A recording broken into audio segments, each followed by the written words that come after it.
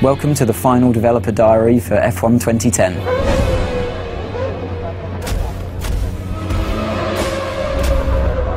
At the beginning of the game, you don't start off as a test driver, you start off as a driver that's managed to secure a seat in a team at the beginning of the year. You know, in the real world, before you go to a track, before you start the season, you're fully aware with your team what the expectations are. Depending on the kind of difficulty level that you've selected, that determines the teams that are open to you at the beginning of the game. You always, as a driver, want to be beating your teammate. That really elevates you in the team. It also alerts the other teams to your ability. The garage is a key location in the game.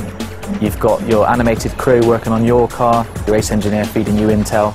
You've actually been lucky enough to have real race engineers get into the motion capture suits and really just perform the tasks that they do day to day. And that really is a great sensation when you come in there and you see your whole team around you and you really feel a part of that atmosphere.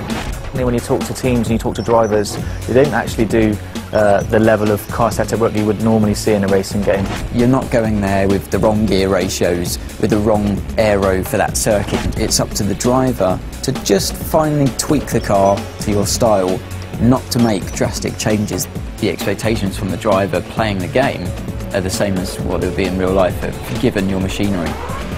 You know, at the end of the day, the teammate that you have is the only direct competition that you have through the whole season.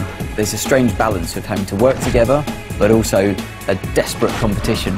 Where it gets a little bit personal is when it comes to events like qualifying and the race, definitely, where you're just out there to beat him no matter what. Your agent, the media and the paddock itself are your feedback mechanism for how well you're doing in the game. The paddock themselves vary location to location. We've got a night paddock in Singapore, Melbourne's built in a park, and you're going to see the key buildings. So the paddock's going to get busier, more press there, more pit girls hanging around, more rival drivers interested in you, the better you do on the track. We've got two different types of media in the game. You've got the impromptu media and you've got the press conference. When you speak to their characters in the press conference, it's usually about your race weekend performances. They're not so sensationalist. It's an easier ride for you, definitely, but it's still a moment of celebration. Impromptu characters hanging around the paddock lane, they're always willing to take your first comments when you come out of practice, qualifying and race. The hardest thing, I think, is that if you've had a bad result, then you have to speak to the media and you have to remain calm and always say the right thing. You have to be a little careful of what you say to the media. Sometimes you'll say things in the heat of the moment. You're the only one that you can blame at the end of the day if you slip and open your mouth and say something you shouldn't have.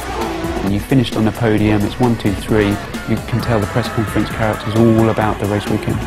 Those are all of the things that I want to try and portray in the game as what happens in real life. Way beyond any computer game I've ever played before.